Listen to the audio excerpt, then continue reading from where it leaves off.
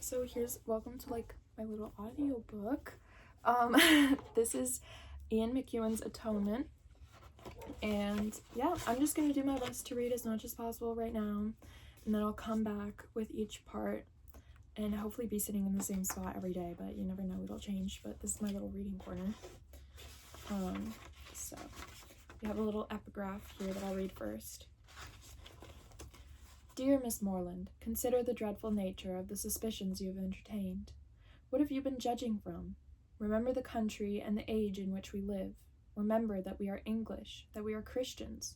Consult your own understanding, your own sense of the probable, your own observations of what is passing around you. Does our education prepare us for such atrocities? Do our laws connive at them? Could they be perpetuated without being known in a country like this, where social and literary intercourse is on such a footing, where every man is surrounded by a neighborhood of voluntary spies, and where roads and newspapers lay everything open? Dearest Miss Morland, what ideas have you been emitting? They had reached the end of the gallery, and with tears of shame she ran off to her own room. Jane Austen, Northanger Abbey. I actually have a copy right up there on my little Austen shrine. Right. Anyways, Part 1, Chapter 1 of Atonement by Ian McEwan.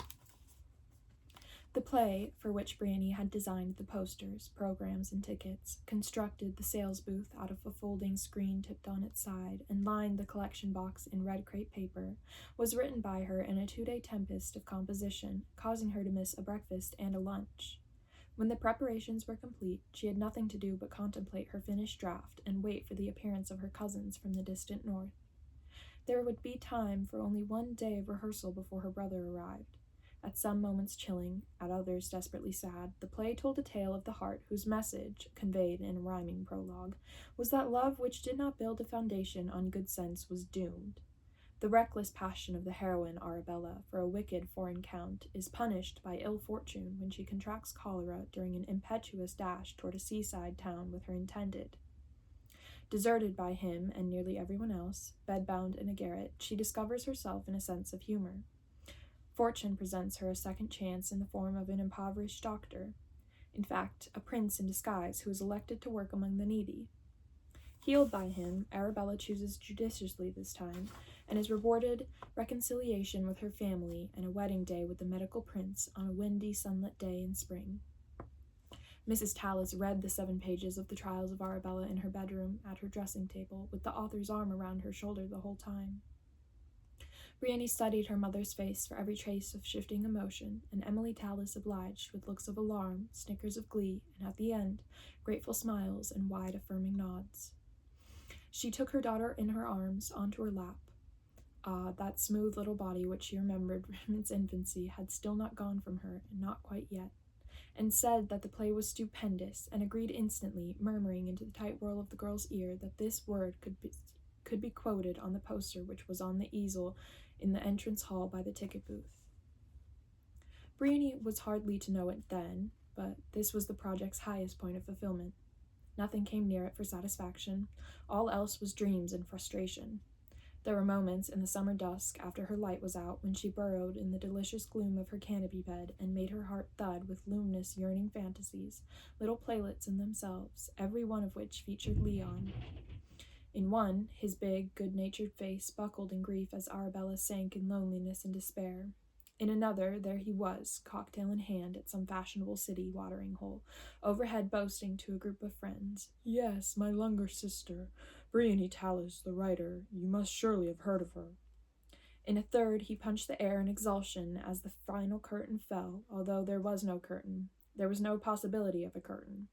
Her play was not for her cousins, it was for her brother, to celebrate his return, provoke his admiration, and guide him away from his careless succession of girlfriends, toward the right form of wife, the one who would persuade him to return to the countryside, the one who would sweetly request Briony's services as a bridesmaid. She was one of those children possessed by a desire to have the world just so. Whereas her big sister's room was a stew of closed books, unfolded clothes, unmade bed, unemptied ashtrays, Briony's was a shrine to her controlling demon, The model farm spread across the deep window ledge consisted of the usual animals, but all facing one way, toward their owner, as if about to break into song, and even the farmyard hens were neatly corralled. In fact, Briony's was the only tidy upstairs room in the house. Her straight-backed dolls in their many-roomed mansion appeared to be under strict instructions not to touch the walls. The various thumb-sized figures to be found standing about her dressing table, cowboys, deep-sea divers, humanoid mice, suggested by their even ranks and spacing, a citizen's army awaiting orders. A taste for the miniature was one aspect of an orderly spirit. Another was a passion for secrets. In a prized varnished cabinet, a secret drawer was opened by pushing against the grain of a cleverly turned dovetail joint, and here she kept a diary locked by a clasp, and a notebook written in a code of her own invention. In a toy safe, opened by 6 secret numbers, she stored letters and postcards. An old tin petty cash box was hidden under a movable floorboard beneath her bed. In the box were treasures that dated back 4 years, to her 9th birthday when she began collecting. A mutant double acorn, a fool's gold, a rain-making spell bought at a fun fair, a squirrel's skull as light as a leaf. But hidden drawers, lockable diaries, and cryptographic systems could not conceal from Briony the simple truth. She had no secrets. Her wish for a harmonious, organized world denied her the reckless possibilities of wrongdoing. Mayhem and destruction were too chaotic for her tastes, and she did not have it in her to be cruel. Her effective status as an only child, as well as the relative isolation of the Tallis house, kept her, at least during the long summer holidays, from girlish intrigues with friends. Nothing in her life was sufficiently interesting or shameful to merit hiding. No one knew about the squirrel's skull beneath her bed, but no one wanted to know. None of this was particularly an affliction, or rather, it appeared so only in retrospect, once a solution had been found. At the age of 11, she wrote her first story, a foolish affair imitative of half a dozen folk tales and lacking, she realized later, that vital knowingness about the ways of the world which compels a reader's respect. But this first clumsy attempt showed her that the imagination itself was a source of secrets. Once she had begun a story, no one could be told. Pretending in words was too tentative, too vulnerable, too embarrassing to let anyone know. Even writing out the she-saids and thens made her wince, and she felt foolish, appearing to know about the emotions of an imaginary being. Self-exposure was inevitable the moment she described a character's weakness. The reader was bound to speculate that she was describing herself. What other authority could she have? Only when a story was finished, all fates resolved, and the whole matter sealed off at both ends so it resembled, at least in this one respect, every other finished story in the world, could she feel immune and ready to punch holes in the margins, bind the chapters with pieces of string, paint or draw the cover, and take the whole finished work to show her mother or father when he was home. Her efforts received encouragement. In fact, they were welcomed as the Tallises began to understand that the baby of the family possessed a strange mind and facility with words. The long afternoons she spent browsing through the dictionary and the thesaurus made for constructions that were inept, but hauntingly so. The coins a villain concealed in his pocket were esoteric. A hoodlum caught stealing a car wept in shameless auto-exculpation. The heroine on her thoroughbred stallion made a cursory journey through the night. The king's furrowed brow was the hieroglyph of his displeasure. Briony was encouraged to read her stories aloud in the library, and it surprised her parents and older sister to hear their quiet girl perform so boldly, making big gestures with her free arm, arching her eyebrows as she did the voices, and looking up from the page for seconds at a time as she read in order to gaze into one face after the other, unapologetically demanding her family's total attention as she cast her narrative spell. Even without their attention and praise and obvious pleasure, Briony could not have been held back from her writing. In any case, she was discovering, as many writers before her, that not all recognition is helpful. Cecilia's enthusiasm, for example, seemed a little too overstated, tainted with condescension perhaps, and intrusive too. Her big sister wanted each bound story catalogued and placed on the library shelves, between Wren and Rabindranath, Tagore, and Quintus Tertullian. If this was supposed to be a joke, Briony ignored it. She was on course now, and had found satisfaction on other levels. Writing stories was not Writing stories not only involved secrecy, it also gave her all the pleasures of miniaturization. A world could be made in 5 pages, and one that was more pleasing than a model farm. The childhood of a spoiled prince could be framed within half a page. A moonlit dash through sleepy villages was one rhythmically emphatic sentence. Falling in love could be achieved in a single word, a glance. The pages of a recently finished story seemed to vibrate in her hand with all the life they contained. Her passion for tidiness was also satisfied, for an unruly world could be made just so. A crisis in a heroine's life could be made to coincide with hailstones, gales, and thunder, whereas nuptials were generally blessed with good light and soft breezes. A love of order also shaped the principles of justice, which, with death and marriage the main engines of housekeeping, the former being set aside exclusively for the morally dubious, the latter a reward withheld until the final page. The play she had written for Leon's homecoming was her first excursion into drama, and she had found the transition quite effortless. It was a relief not to be writing out the she-saids or describing the weather or the onset of spring or her heroine's face. Beauty, she had discovered, occupied a narrow band. Ugliness, on the other hand, had infinite variation. A universe reduced to what was said in it was tidiness indeed, almost to the point of nullity, and to compensate, every utterance was delivered at the extremity of some feeling or another, in the service of which the exclamation mark was indispensable. The Trials of Arabella may have been a melodrama, but its author had yet to hear the term. The piece was intended to inspire not laughter, but terror, relief, and instruction in that order, and the innocent intensity with which Briony set about the project, the posters, tickets, sales booth, made her particularly vulnerable to failure. She could easily have welcomed Leon with another of her stories, but it was the news that her cousins from the north were coming to stay that had prompted this leap into a new form. That Lola, who was 15, and the 9-year-old twins Jack and Pierrot were refugees from a bitter domestic civil war, and that should have mattered more to Briony. She had heard her mother criticize the impulsive behavior of her youngest sister, Hermione, and lament the situation of the 3 children, and denounce her meek, evasive brother-in-law Cecil, who had fled to the safety of All Souls College, Oxford.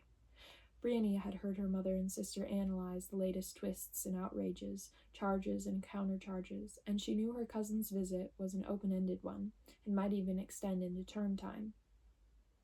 She had heard it said that the house could easily absorb 3 children, and that the Quinceys could stay as long as they liked, provided the parents, if they ever visited simultaneously, kept their quarrels away from the Tallis household. 2 rooms near Briony's had been dusted down, new curtains had been hung and furniture carried in from other rooms. Normally, she would have been involved in these preparations, but they happened to coincide with her 2-day writing bout and the beginnings of the front of house construction. She vaguely knew that divorce was an affliction, but she did not regard it as a proper subject and gave it no thought. It was a mundane unraveling that could not be reversed, and therefore offered no opportunities to the storyteller. It belonged in the realm of disorder. Marriage was the thing, or rather a wedding was, with its formal neatness of virtue rewarded, the thrill of its pageantry and banqueting, and dizzy promise of lifelong union. A good wedding was an unacknowledged representation of the as-yet unthinkable sexual bliss. In the aisles of country churches and grand city cathedrals, witnessed by a whole society of approving family and friends, her heroines and heroes reached their innocent climaxes and needed to go no further. If divorce had presented itself as the dastardly antithesis of all this, it could have easily been cast onto the other pan of the scales, along with betrayal, illness, thieving, assault, and mendacity. Instead, it showed an unglamorous face of dull complexity and incessant wrangling. Like rearmament and the Abyssinia question and gardening, it was simply not a subject, and when, after a long Saturday morning wait, Briony heard at last the sound of wheels on the gravel below her bedroom window, she snatched up her pages and ran down the stairs, across the hallway, and out into the blinding light of midday.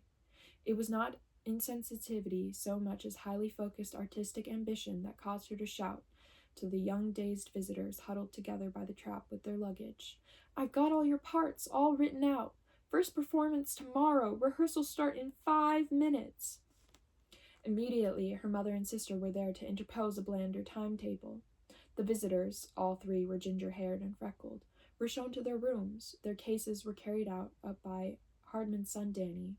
There was a cordial in the kitchen, a tour of the house, a swim in the pool, and lunch in the south garden under the shades of the vines. All the while, Emily and Cecilia Tallis maintained a patter that surely robbed the guests of the ease it was supposed to confer.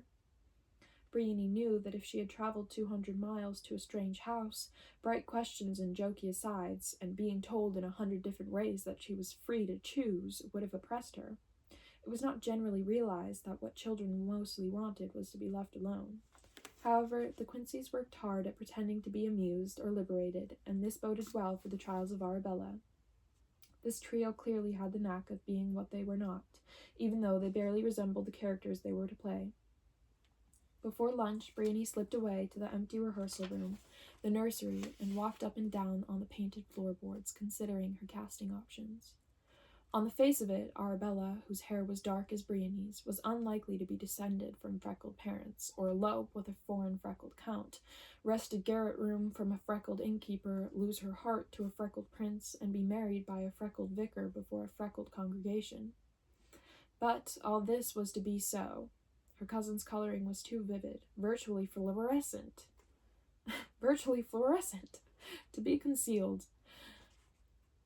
The best that could be said was that Arabella's lack of freckles was the sign, the hieroglyph Briony might have written, of her distinction. Her purity of spirit would never be in doubt, though she moved through a blemished world. There was further problem with the twins, who could not be told apart by a stranger. Was it right that the wicked count should be so completely resemble the handsome prince, or that both should resemble Arabella's father and the vicar? What if Lola were cast as the prince? Jackson and Pierrot seemed typical eager little boys who would probably do as they were told. But would their sister play a man? She had green eyes and sharp bones in her face and hollow cheeks, and there was something brittle in her reticence, that suggests a strong will and temper easily lost.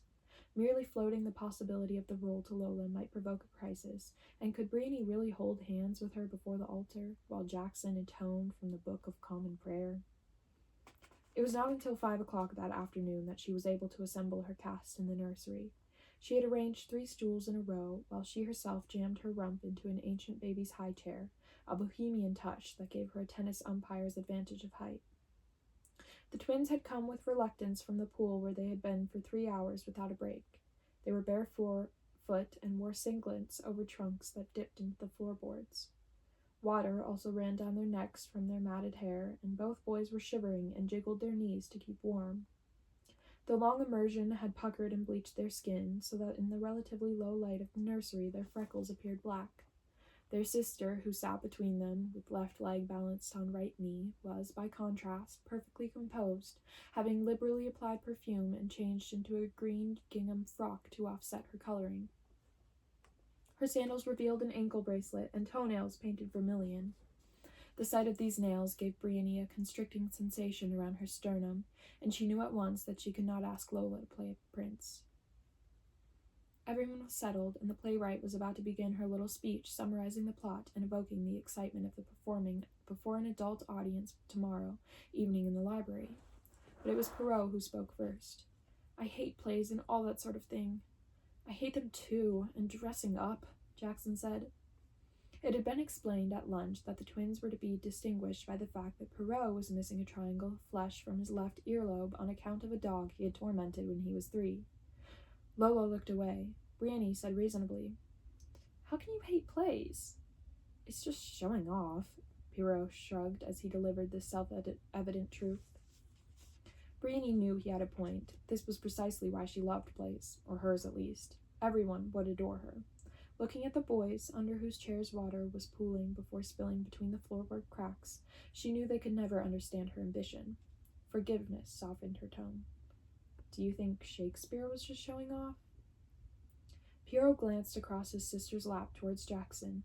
This warlike name was faintly familiar, with its whiff of school and adult certainty, but the twins found their courage in each other. "Everyone knows he was." "Definitely."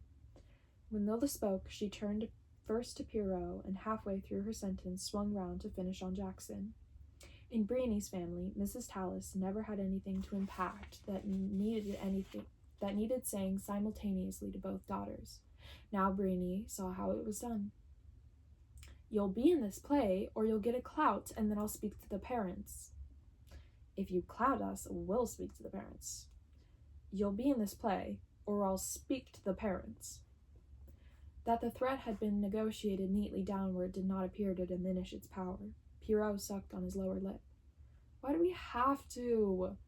Everything was conceded in the question, and Lola tried to ruffle his sticky hair.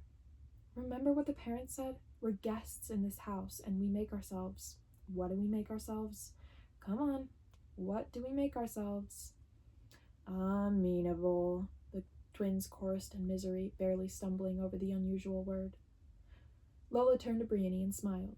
"Please, tell us about your play." The parents, whatever institutionalized strength was locked in this plural, was about to fly apart, or had already done so, but for now it could not be acknowledged, and bravery was demanded of even the youngest. Briony felt suddenly ashamed of what she had selfishly begun, for it had never occurred to her that her cousins would not want to play their parts in the trials of Arabella. But they had trials, a catastrophe of their own, and now, as guests in her house, they believed themselves under an obligation. What was worse, Lola had made it clear that she too would be acting on sufferance.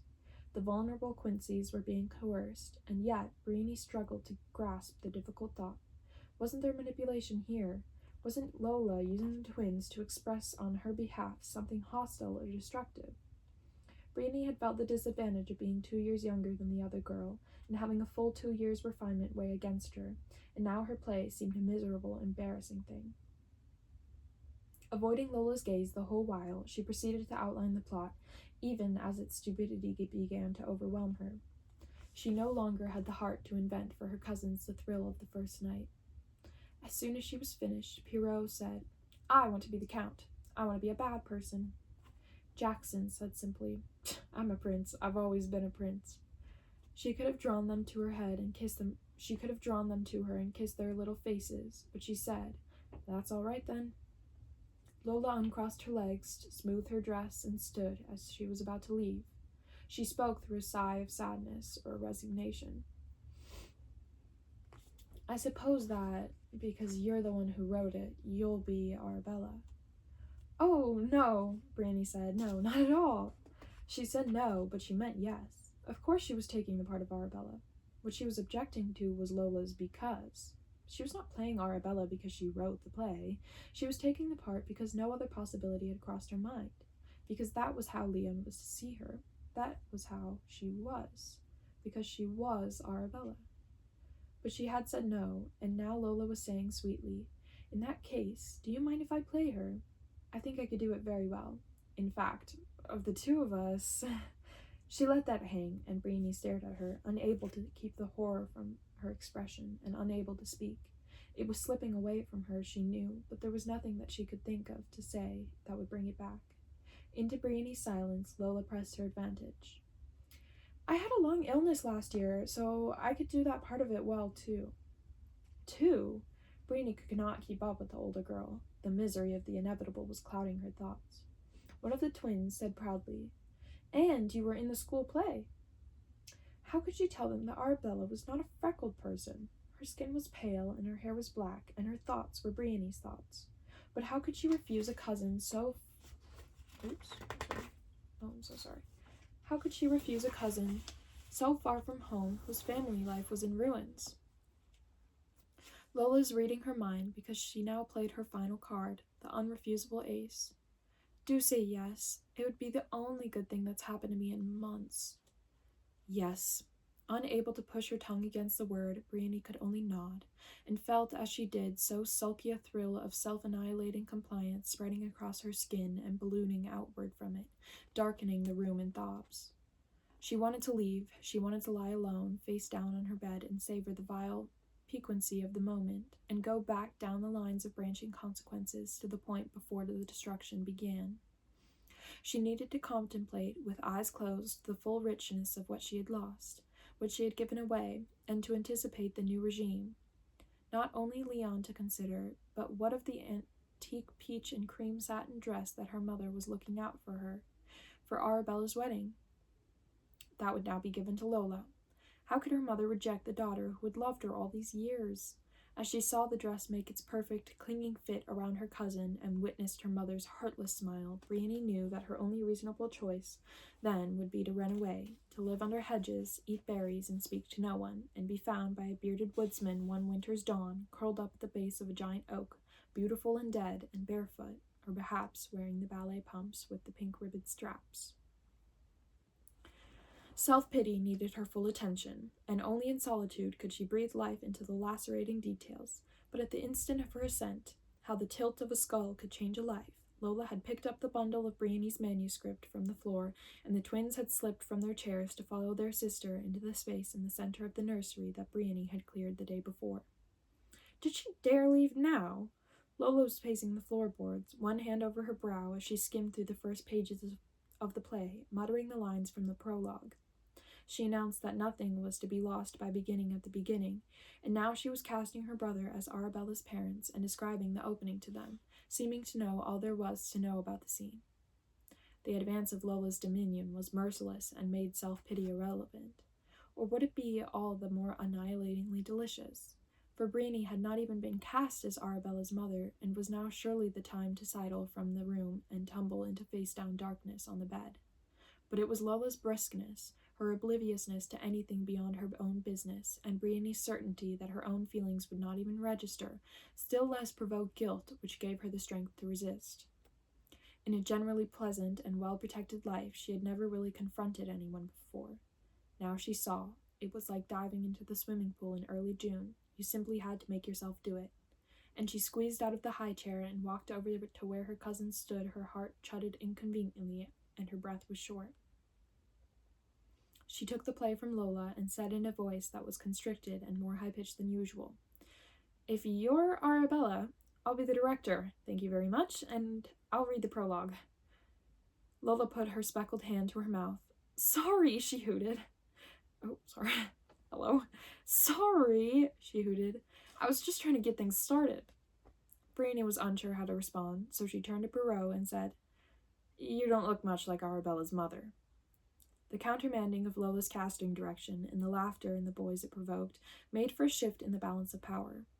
Lola made an exaggerated shrug of her bony shoulders and went to stare out of the window. Perhaps she herself was struggling with the temptation to flounce from the room. Though the twins began a wrestling match and their sister suspected the onset of a headache, somehow the rehearsal began. The silence into which Briony read the prologue was tense. This is the tale of Arabella, who ran off with an intrinsic fella. It grieved her parents to see their firstborn evanesce from their home to go eastbourne without permission. His wife at his side, Arabella's father, stood at the wrought iron gates of his estate, first pleading with his daughter to reconsider her decision, then in desperation ordering her not to go. Facing him was the sad but stubborn heroine with the Count beside her, and their horses, tethered to a nearby oak, were neighing and pawing the ground, impatient to be off. The father's tenderest feelings were supposed to make his voice quaver as he said, "My darling one, you are young and lovely, but inexperienced, and though you think the world is at your feet, it can rise up and tread on you." Briony positioned her cast, she herself clutched Jackson's arm, and Lola and Pierre stood several feet away, hand in hand. When the boys met each other's eye, they had a giggling fit, which the girls shushed at. There had been trouble enough already, but Briony began to understand the chasm that lay between an idea and its execution only when Jackson began to read from his sheet in a stricken monotone, as though each word was a name on the list of dead people, and was unable to pronounce inexperienced, even though it was said for him many times, and left out the last two words of his lines, "It can rise up and tread." As for Lola, she spoke her lines correctly but casually, and sometimes smiled inappropriately at some private thought, determined to demonstrate that her nearly adult mind was elsewhere. And so they went on, the cousins from the north, for a full half-hour, steadily wrecking Briony's creation, and it was a mercy, therefore, when her big sister came to fetch the twins for their bath. End of chapter 1. So there was chapter 1. Kind of crazy that took me 30 minutes. But yeah, I'm so sorry for all the mistakes. I'm not like a professional reader or anything, but I don't know. I just like making audiobooks for my friends, and I think it would be fun. So hopefully as the book goes on, like, I'll get better at reading and like doing the voices, but yeah.